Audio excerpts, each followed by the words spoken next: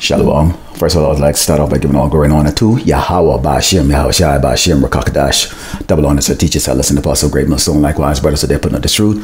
Faithfully, fearlessly feeding the sheep unto you, brothers and sisters tuning in. Shalom. And today's lesson is entitled, There is No Escape on Your Own. And this lesson really is actually going to go into what transpired at camp yesterday with this aqua that came to the camp.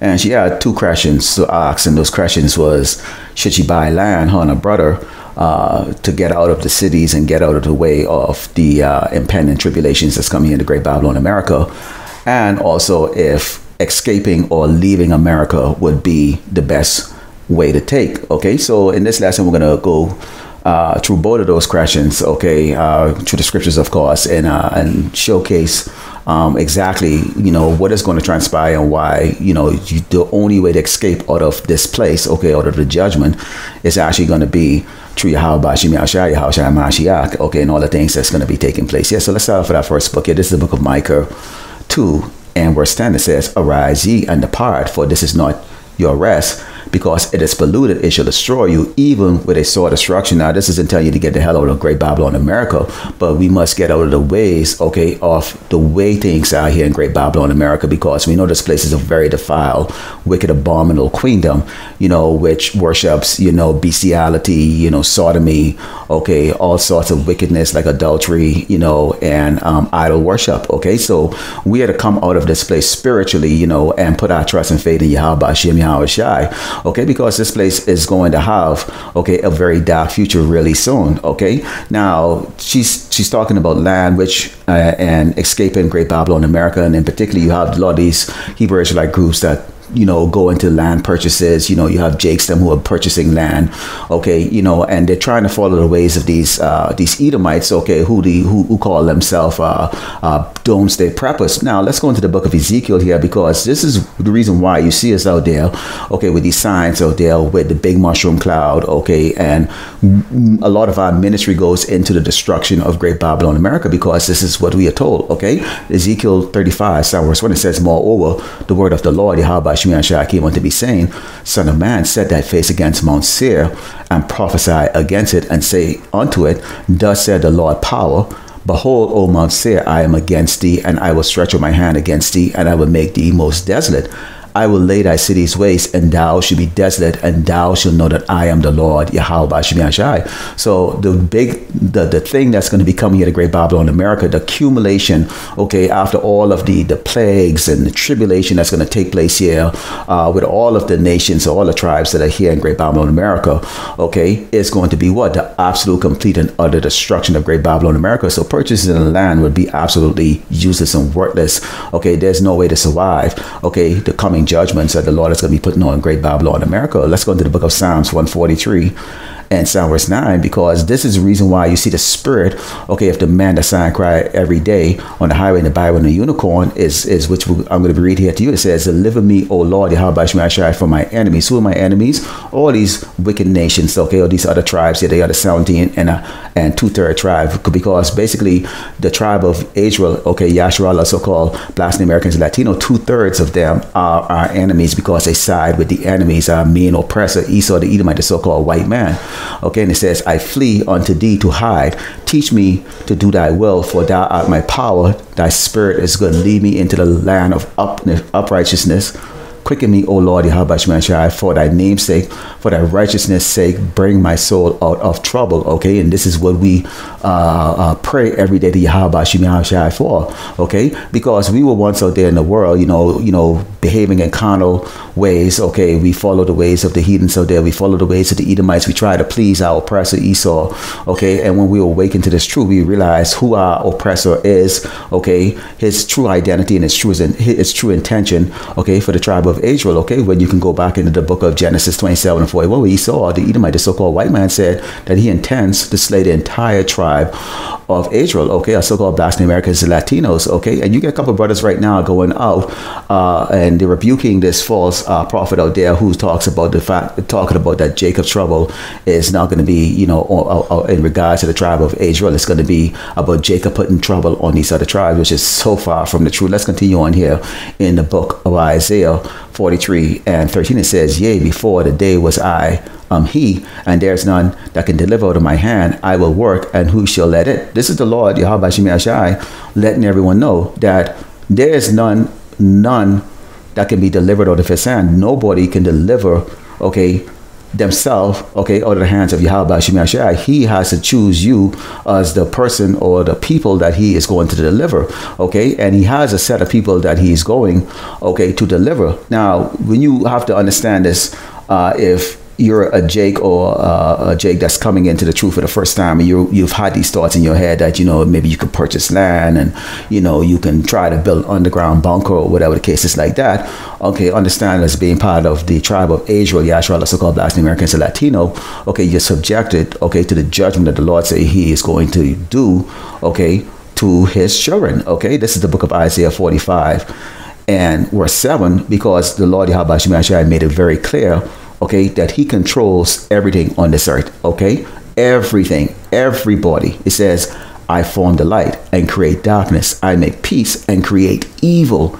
I, the Lord Yahweh Shai, do all these things. So he created the so-called white man to be exactly the way he's supposed to be. Okay, Esau's job on this earth is to do what? Out of wickedness. He's the bad guy in the Lord's movie, okay? And we, okay, are the damsel that's in distress, okay? So the only way for the damsel in distress to be saved is what? You have to have a hero, okay? So you have a protagonist and an antagonist. You have Esau, who's the antagonist, and you have the protagonist, the hero, who's going to be Yahushua Mashiach, who's going to return, okay, in all power and great glory, okay, to destroy this man, okay? Now, for those who consider this place to be their home and choose not to follow the ways of Yahweh Shai, choose not to hearken to the prophets that's out there on the highway and the byway, okay, this is what the Lord said that he's going to do to you, because again, as I mentioned before, okay, we have 17 and 2/3 nations that are the oppressor and the tribe, the enemy of the tribe of Yarsharala, Israel, so-called Black Americans and Latino, to hopefully lack, okay, that turn to the Lord Yahweh Shai, okay, and this is the 2/3 that is part of Yarsharala. This is what the Lord said he's going to do. He said, this is the book of Zechariah 13 and starting verse 8, and it says, and it shall come to pass that in all the land, said the Lord Yahweh Shai, 2 parts therein should be cut off and die. That's 66%. But the third shall be left therein. That's 33%. And I will bring the third part through the fire, and will refine them as silver is refined, and will try them as gold is tried. They shall call on my name, and I will hear them, and I will say, it is my people, and they shall say, the Lord Yahweh Shai is my power. So the name is very important. The Lord would have already sealed his hopefully elect, okay, and we would know the name to call, okay. It's not going to be Jesus, it's not going to be God or Yeshua or any of those other false names that you see being preached out there, you know, in this feel-good spirit. It is going to be Yahweh Ba'Shem, Yahweh Shai Ba'Shem Rakakadash. We must know that, okay, and he's going to bring the 1/3 through that fire, which is going to be what? All the great judgment that he's going to bring, okay, upon the children of Israel, or so-called Black Americans and Latino. Again, he's going to be using, okay, the left hand, okay, which is Esau, the beings, okay, these people, okay, the so-called white man that he created to be evil, and he's equipped him very well with robot dogs, you know, poisonous gas. You've got cyborgs. He's got all the weapons and just things that we have not even seen yet, okay, that he's going to be using at his disposal, okay, to do what? Destroy Yarsharala, okay, the 2/3, okay, a so-called Black Americans and Latino, which is a very, very vast number, okay. Let's go into the book of Deuteronomy 28 and 37, because this helps, again, answer the sister's question when she said, you know, maybe we could escape, you know, get on a plane and get the hell out of Great Babylon, America, and, you know, and we'll be all safe. And well, you know, many Jakes have tried that, they've gone to Africa and come to find out that these Hamites don't like you, okay, even though you might look similar to them.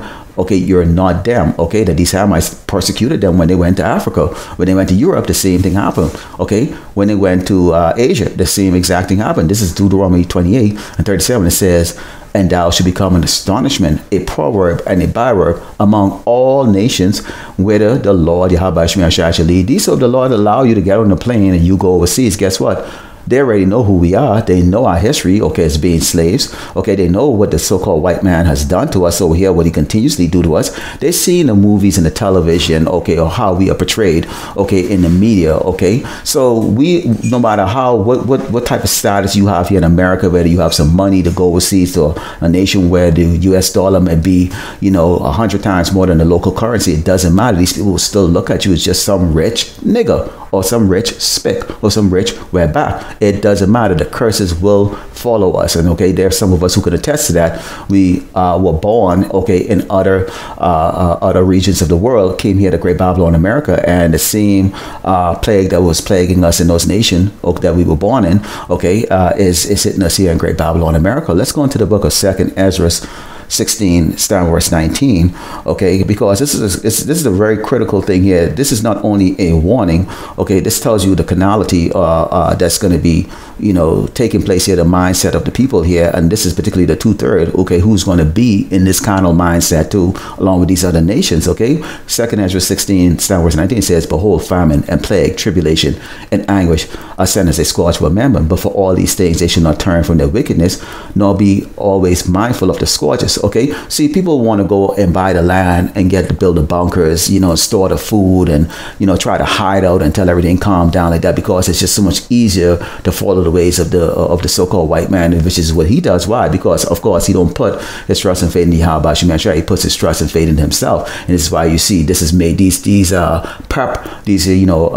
preppers are made popular on television shows. Why? It's a way that Esau wants to get to you mentally so that you don't put your faith into your power, but put your faith into yourself, and in particular into what Esau doctrine is telling you to do, which is what? Okay, survival of the fittest. Stock your food, stock your ammunition and your guns, okay, and try to ride it out. Okay, and it says, behold, victuals should be so good cheap upon earth that they should think themselves to be in good case, and even then shall evil grow upon the earth, sword, famine, and great confusion. These people don't set watchmen up for them. The 2/3 don't have watchmen for them. They're watchmen, okay, pass around the collection plate, sing hymns and, preach a feel-good gospel, okay, that is this all-loving Jesus who's going to come and he's just going to save everybody from this guy in a spandex suit and a tail that you happen to see in the afterlife. So that makes absolutely no sense. Why would you need saving in this life if your terror is going to take place in the afterlife? That makes absolutely no sense. But anyways, I digress here. It says, for many of them that dwell upon the earth shall perish of famine, and the other that escape the hunger shall the sword destroy. And the dead should be cast out as dung, and there should be no man to comfort them, for the earth should be wasted, and the city should be cast down. Again, what I open up with it in Ezekiel 35, verse 1, where the Lord said, what? Go and testify against Mount Seir, okay, about the desolation and destruction that's going to become to this place. I just read to you in 2nd Ezra, okay, that people are going to what? They're going to go absolutely crazy here. And in particular, the 2/3 of Yarsharala Israel is going to really feel the brunt of it, but we all are going to go through it too, because why? When you go back in the book of Zechariah 13, okay, and starting with verse 9, it says, and I will bring the third part through the fire and refine them as silver is refined, and will try them as gold is tried. The Lord is also going to bring the hopeful elect through all of these tribulation and things. So the one thing you can look at it, if you put your faith in Yahweh, is that you have a front row seat, okay, of the things that's going to be taking place here. Because why? What makes a good movie? Okay, drama, tribulation. Okay, a hero has to come and save the damsel from, a lot of drama and tribulation. That's the reason why you see these blockbuster movies like the X-Men or Avengers and stuff like that. Why? Because the adversity they have to go through is so great. Okay, it makes for a great 2.5-hour movie, for them to actually come on the end, okay, and beat the bad guy Thanos. Okay, and this is how it's going to be here on this earth. Okay, so you go into the book of Luke 9, and starting verse 24. The Lord of Mashiach made it very clear that, okay, that the only way to be saved is through him, really, okay? Because he's the one that's actually standing between us and the Most High Yahweh Shai, pleading for the mercy for his 1/3 elect. Okay, and this is why we put our faith in him and not our faith in ourselves, or what Esau has taught us, okay, through his doggone sorceries and his media, okay, lies. Okay, it says, for whosoever will save his life shall lose it, but whosoever will lose his life for my sake, the same shall be saved. Let me repeat that again. Luke 9:24 says, for whosoever will save his life shall lose it, but whosoever will lose his life for my sake, the same shall be saved. So that's how we're going to be saved. Okay, these people are going to be like the zombies. Okay, that's what you see around you, is the walking zombies, the walking dead.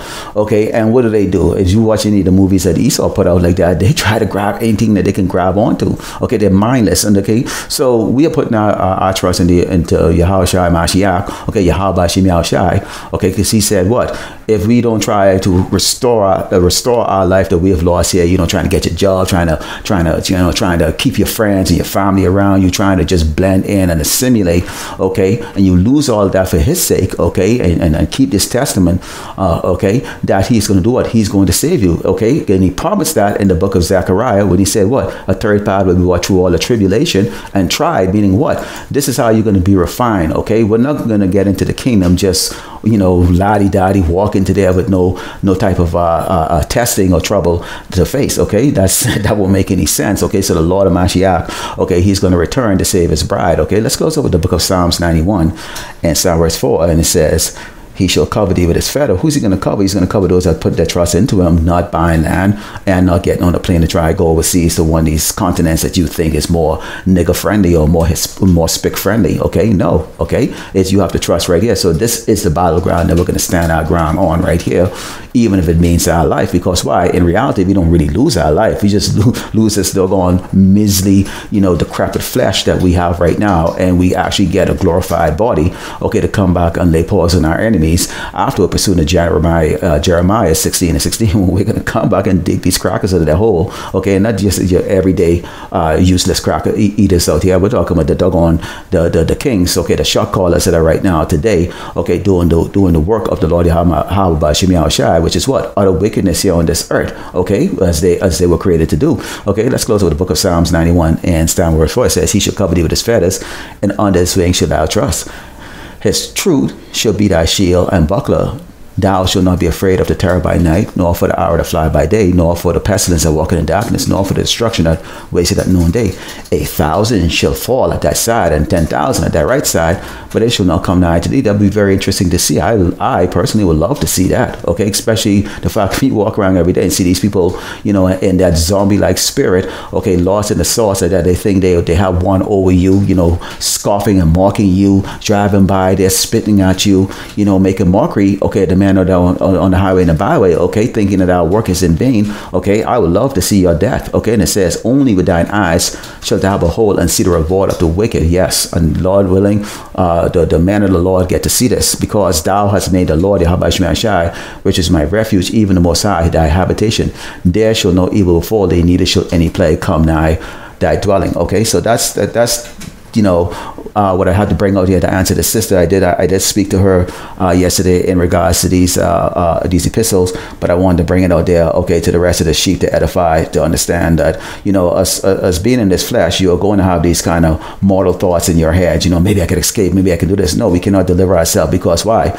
There is no escape on your own. Lord willing, you edify, let the close up and give all glory and honor to Yahweh, by Hashem, Yahushai, by Hashem, Rakakadash, double honors that teaches elders and apostles of great millstone, likewise brothers that they put on the truth, faithfully, fearlessly feeding the sheep, and to you brothers and sisters tuning in. Shalom.